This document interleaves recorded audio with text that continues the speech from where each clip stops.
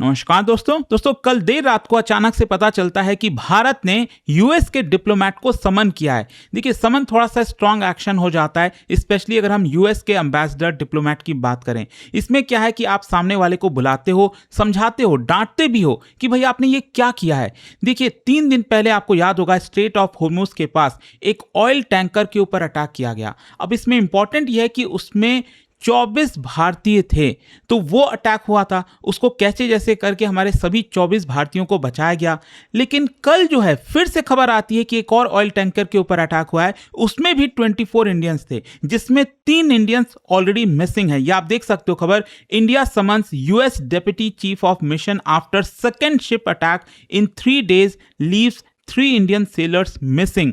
तो जो पहले वाला अटैक हुआ था ना, यही चर्चा चल रही थी कि भारत अमेरिका को क्यों नहीं कुछ बोल रहा, लेकिन फाइनली ये हुआ है और कहीं ना कहीं कोशिश होनी चाहिए कि जल्द से जल्द हमारे जो 3 भारतीय हैं वो मिल जाएं। इसको हम थोड़ा सा डिटेल में समझेंगे कि हुआ क्या है यहाँ पर। मतलब भारत ने समन किया है डिमाश जिसको कहा जाता है। इसका मतलब क्या होता है, यहाँ पर आप सामने वाले कंट्री के खिलाफ किस तरह से एक्शन ले सकते हैं और होगा क्या, ये पूरा केस क्या है आपको बताऊंगा। चलिए आगे बढ़ते हैं, लेकिन उससे पहले आप सबको ये भी बता दूं, आप में से जो भी लोग यूपीएससी की तैयारी कर रहे हैं, आप स्टडी आईक्यू के साथ जुड़ सकते हैं, जिसके अंदर प्रीलिम्स से लेकर इंटरव्यू तक की पूरी तैयारी यहां पर कराई जाती है। आप देख सकते हैं अलग अलग फीचर्स के साथ आपको अलग अलग बैच मिलेंगे। जो भी आपको चाहिए आप वो सेलेक्ट कर सकते हैं। 1-to-1 मेंटरशिप, टेस्ट, रिवीजन सब कुछ है। कोई डाउट है, प्रॉब्लम है, ये फोन नंबर दिया है, इस पर कॉल करिए, यूज करिए कोड अंकित लाइव मैक्सिमम डिस्काउंट के लिए। चलिए शुरुआत करते हैं। देखिए, सबसे पहले देखेंगे कि हुआ क्या है। कल जो है खबर आती है कि एक कमर्शियल ऑयल प्रोडक्ट टैंकर है जिसका नाम है सेते बेलो। अब आपको बताता हूं थोड़ी सी इसकी लोकेशन कहाँ है। देखो, एक तो सबसे पहली चीज समझ लीजिए, जो सेते बेलो आपका ऑयल टैंकर था, ऑयल टैंकर है इनफैक्ट, वो इंडिया रजिस्टर्ड नहीं है, वो रजिस्टर्ड है पलाऊ आइलैंड के नाम से। पलाऊ बेसिकली ऑस्ट्रेलिया के ऊपर यहां पर आपको देखने को मिलेगा। और ये जो ऑयल टैंकर था ये बेसिकली गल्फ ऑफ ओमान में था, मतलब वहीं पर चल रहा था और कहीं ना कहीं स्ट्रेट ऑफ होर्मुज को क्रॉस करने की कोशिश कर रहा होगा, ईरान पोर्ट पर जाने की कोशिश कर रहा होगा, जो भी है। इसकी एग्जैक्ट लोकेशन जब ये अटैक होता है ना, कहाँ मैं आपको बता रहा हूँ। अगर आप ये मैप देखोगे ओमान का, तो ओमान के पास भी बहुत बड़ा कोस्ट लाइन है और यहाँ पर अलग अलग पोर्ट्स हैं, जिसमें एक बहुत ही इंपॉर्टेंट पोर्ट है स्ट्रेट ऑफ होर्मुज के बहुत ही नजदीक में। यहाँ पर आप देखोगे सोहार पोर्ट।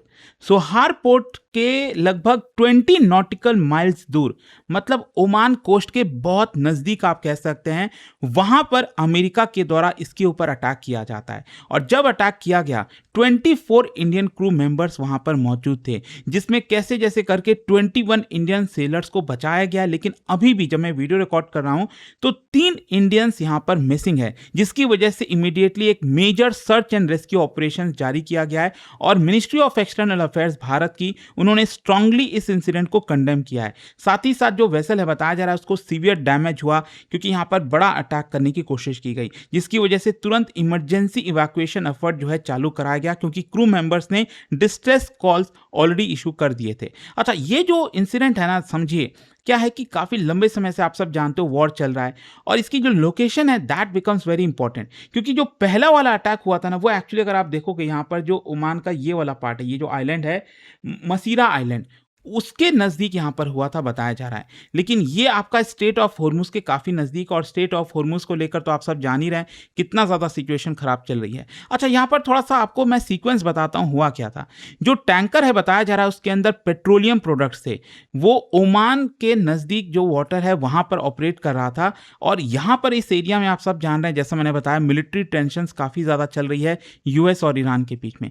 फिर उसी के बाद क्या होता है, यूएस की नेवी के द्वारा मिसाइल अटैक किया जाता है वेसल के ऊपर। जो क्रू मेंबर्स हैं उन्होंने तुरंत कम्युनिकेट किया और बताया कि उनके जो शिप है उसके ऊपर आग लग गई है। कुछ इस प्रकार से आपको देखने को मिलेगा। और इस शिप के आगे आप देख सकते हो सेते बेलो, ठीक है, इसी नाम का ये पूरा शिप था। और वहां पर जो वाटर है वेसल के अंदर एंटर कर रहा है, यहाँ पर बहुत बड़ा खतरा है कि जो शिप है वो आपका डूब सकता है। ये जो डिस्ट्रेस कॉल है वो इमीडिएटली इशू किया गया था क्रू मेंबर्स के द्वारा। और इसी को देखते हुए ओमानी अथॉरिटीज ने तुरंत रेस्क्यू ऑपरेशन स्टार्ट किया, जिसमें 21 भारतीयों को तो बचा लिया गया, लेकिन अभी भी 3 मिसिंग है। और इसी की वजह से जो भारतीय एम्बेसी है मस्कट में, वो कोऑर्डिनेट कर रही है ओमानी एजेंसीज के साथ, ताकि यहाँ पर उनको बचाया जा सके। अच्छा, जो डिप्लोमेटिक एस्केलेशन है वो काफ़ी बढ़ गया इसी की वजह से, क्योंकि यहाँ पर जो पहला वाला अटैक हुआ था उसमें तो अभी तक भारत ने कुछ बोला नहीं था। जो पहला अटैक हुआ था 3 दिन पहले, आप देख सकते हो, fire breaks out on MT Marievex, और यहाँ पर जितने भी सेलर्स थे उनको बचाया गया। ये जो आप देख रहे हो पीछे हेलीकॉप्टर, ये ओमान का हेलीकॉप्टर है, इसी से उनको वहां से लाया गया था। और आप देख पाएंगे किस तरह से ये जो आग है वो इस पर्टिकुलर शिप पर लगी थी।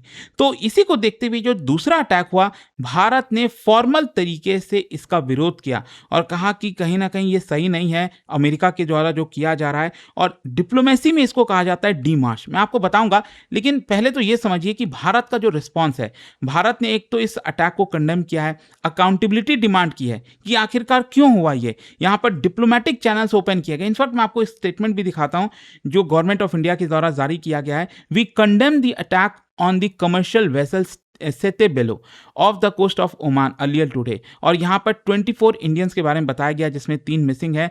हमारी जो एम्बेसी है ओमान में वो क्लोजली मॉनिटरिंग कर रही है सिचुएशन को, और साथ ही साथ ये भी बोला गया है कि जो इंसिडेंट है वो अनफॉर्चुनेट है, डीपली वरीसम है, ये डायरेक्ट रिजल्ट है इस पूरे रीजन में जो कॉन्फ्लिक्ट चल रहा है, और इसीलिए भारत फिर से ये आह्वान करता है कि तुरंत डी एस्केलेशन किया जाए टेंशंस को लेकर, और यहाँ पर किसी प्रकार का डिप्लोमेटिक सोल्यूशन निकाला जाए ताकि वहां पर पीस और स्टेबिलिटी मेंटेन रह सके। और कमर्शियल शिपिंग के ऊपर जिस तरह से अटैक हो रहा है, ये कहीं ना कहीं इंटरनेशनल लॉ के भी खिलाफ चला जाता है, क्योंकि हमें free and fair navigation allow करना चाहिए, ये भारत का कहना है। साथ ही साथ यहाँ पर हमने ओमानी अथॉरिटीज के साथ कोऑर्डिनेशन किया और यूएस चार्ज दे अफेयर्स को समन किया गया भारत के द्वारा।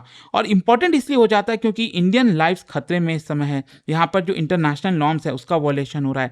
खैर, भारत का जो रिस्पॉन्स था वो इतना इंपॉर्टेंट क्यों था वो पहले समझ लीजिए। नॉर्मली क्या होता है, कंट्रीज अपने एडवर्सरीज के खिलाफ इस तरह का एक्शन लेती है। जैसे आपको याद होगा पाकिस्तान के साथ इश्यूज चल रहे थे, तब भारत जो है पाकिस्तान के डिप्लोमेट को समन भेज रहा है, डिमाश।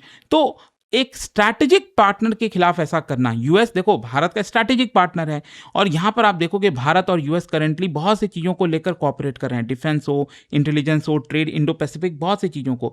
स्टिल भारत ने यहां पर फॉर्मल डीमार्श इशू किया है, और यह दिखाता है भारत की स्ट्रैटेजिक ऑटोनॉमी। मतलब हमारा अगर स्ट्रैटेजिक पार्टनरशिप है अमेरिका के साथ, तो ऐसा तो है नहीं कि हम कुछ नहीं बोलेंगे। और यहां पर भले ही भारत यूएस के साथ कोऑपरेट करता हो, हम मल्टीपल कंट्रीज के साथ वेपन्स बाई करते हैं, ईरान के साथ रिलेशन है, इजराइल के साथ रिलेशन है, रशिया के साथ भी रिलेशन है। So that is it is what called as strategic autonomy. अच्छा, ये जो डिमार्श है ना, इसको भी बहुत ही इंपॉर्टेंट है ये शब्द, इसको समझिए। Demarche one of the strongest diplomatic tool होता है, शॉर्ट ऑफ एक प्रकार से आप कह सकते हैं प्यूनिटिव एक्शन की तरह।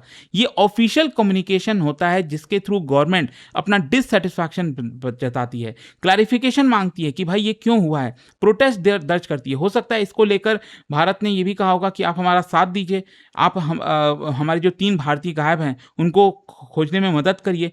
और डिप्लोमेटिक एस्केलेशन लैडर में आप देख सकते हो इस तरह से होता है। जो सबसे पहला कदम होता है रूटीन कम्युनिकेशन होती है, हम बताते हैं। फिर दूसरा आता है एक्सप्रेशन ऑफ कंसर्न, ये हम जताएंगे। तीसरा होता है समनिंग डिप्लोमेट, हम समन करते हैं। यहां पर तो डीमार्श किया गया है, उसके बाद एक्सपल्शन आता है। मतलब अगला ही स्टेप डिप्लोमेट के एक्सपल्शन का था, उसके जस्ट पहले वाला स्टेप भारत ने लिया है। मतलब भारत अभी यहां पर है और बाद में सैंक्शंस और इस तरह की चीजें आती हैं। तो आप समझ सकते हो इससे कि डीमार्श एक स्ट्रांग एक्शन होता है किसी भी देश के खिलाफ। अच्छा, इसके पीछे का बैकग्राउंड तो देखो, आप सब जान ही रहे हो कि अल्टीमेटली ये सारी चीजें हुई इसीलिए रही हैं क्योंकि अमेरिका ने और इजराइल ने मिलकर जिस तरह से अटैक किया ईरान के ऊपर, और इसका कोई कंक्लूजन नहीं निकल पा रहा है। ट्रंप यहां पर बुरी तरह से फंस चुके हैं। समझ नहीं आ रहा, मतलब अमेरिका को लेकर उसकी जो साख गिरी है ये जो ईरान वॉर में, वो शायद ही कोई उसको वापस से खड़ा कर पाएगा, क्योंकि पूरी दुनिया को पता चल गया है कि देखो अमेरिका जो अपने आप को इतना ताकतवर समझता था वो एक्चुअल में उतना है नहीं।